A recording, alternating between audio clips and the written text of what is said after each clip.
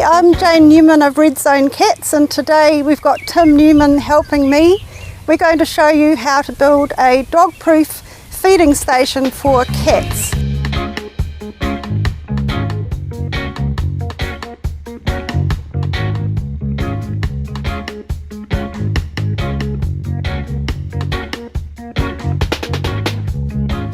Things you will need, we've got here an old coffee table. This is just for during the construction.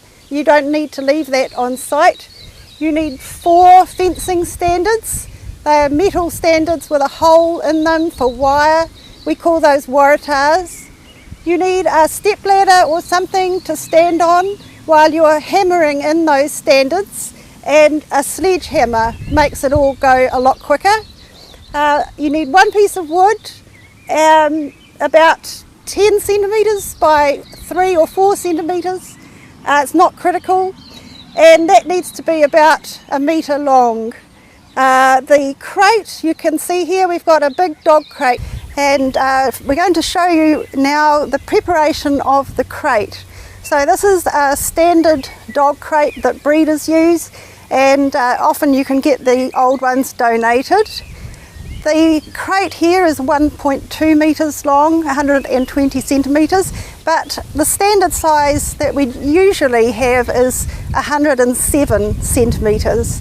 And the crate we've got here, we've already fastened the sides and the roof together, so this can't be collapsed anymore, and once you're ready to put it on the feeding station, you do want it to be erect and properly rigid with the attachment of wires along the sides and roof. What I've got here is they're called netting clips, and these are very cheap. They use them for chicken runs, but you can cut your own bits of wire if you want to.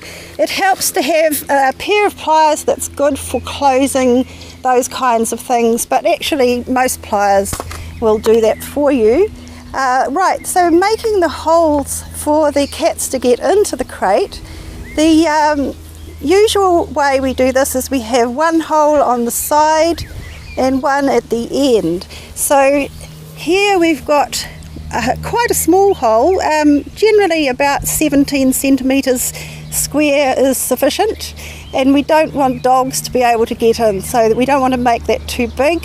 This particular crate, we've put a piece of wood to reinforce, because to cut it at the right height we had to leave some free ends of wire. We didn't have a horizontal wire in the right place.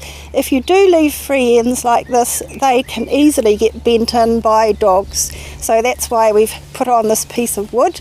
You can see we've got the side door here that allows you to open and shut to put your feeding bowls in and out, and in many places we do padlock those closed for various reasons.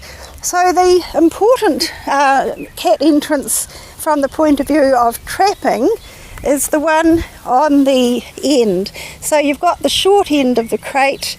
If you're doing trapping selectively with a string going in to release the trapdoor, you need one entrance to be here on the end, on the side away from your access door.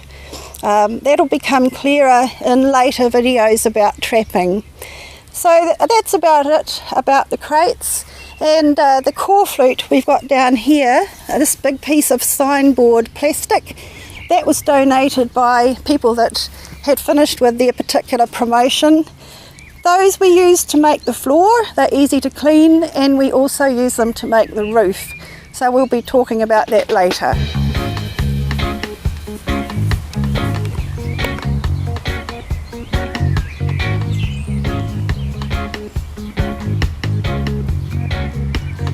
We're going to talk now about choosing the site for your feeding station. Ideally you want somewhere that's reasonably open and well drained, but it's nice to have some smaller trees and shrubs to provide some shelter and shade if possible. You also don't want stony ground or where there used to be an old road, because it'll be very, very difficult to hammer in your fence stakes to create the feeding station.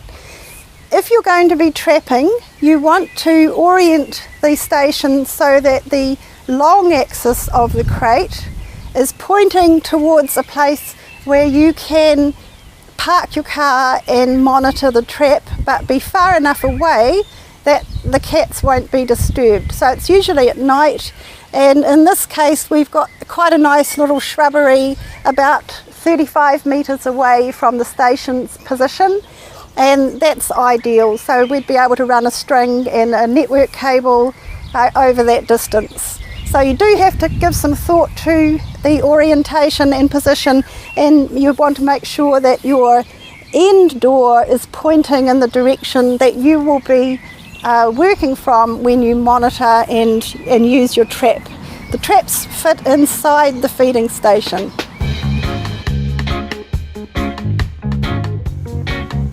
Now we're ready to put the crate in position. We've already got 2 fencing standards in place, and we're now going to mark where we need to put the other 2 standards.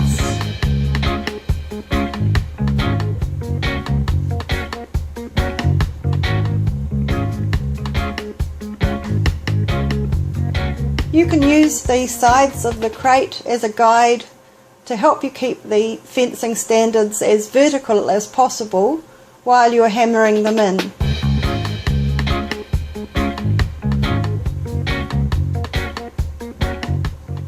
Depending on the length of your standards, you will be hammering them in about half a metre, so that the top ends up being about shoulder height.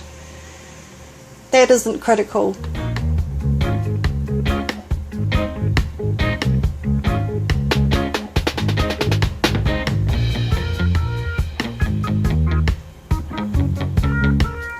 Now we're ready to lift the crate up and support it on something like a coffee table or a box. You're aiming for about knee height. When the feeding station's finished, you can take this support away.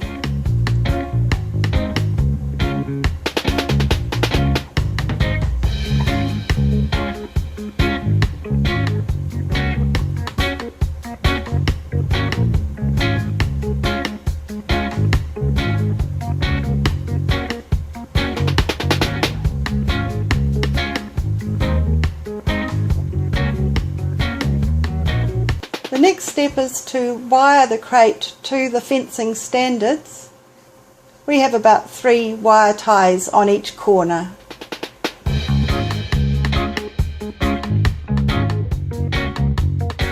Next we mark a piece of corflute to show the size of the floor, and the best way to cut the corflute is with a craft knife.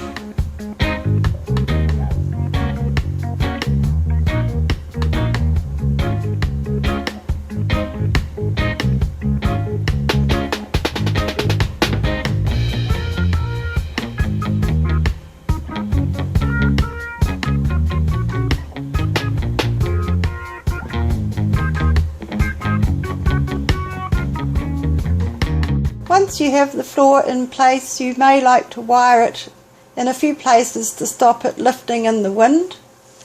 Now we're ready to make the roof. We've got 2 sheets of corflute fastened down on one side of the crate. We've put our length of timber in to form the ridge. We fold the corflute down over that timber, and Tim's going to make holes to wire the roof down to the crate. So he's making 2 holes here with a small screwdriver.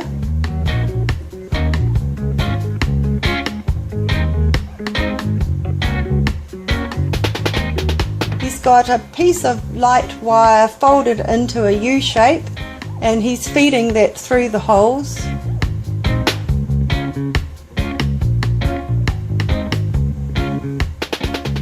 Then he'll twist the ends together underneath the roof, fastening the corflute securely to the crate. And finally we hammer a few nails in to fasten the corflute down to the piece of timber that forms the ridge.